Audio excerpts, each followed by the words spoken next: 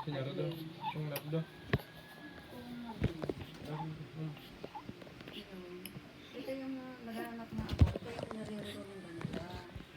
Yung kapatid sana nito, nagtitindahan naman ng manok. Ay, doon na rin nagtitindahan ng sama na doon.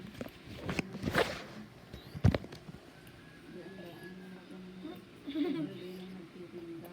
Di ang lakas ng ano. Oo, 10 araw. 5,000 na ano.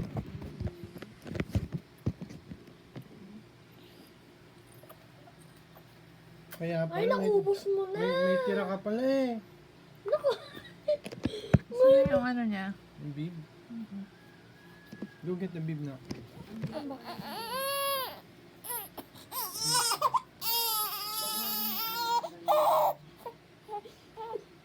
Wala ha? Hindi, hindi pa. And, tapos ka na. Tapos na yung, naka-lunch ka na. Lunch. Breakfast yun po yan. Sorry.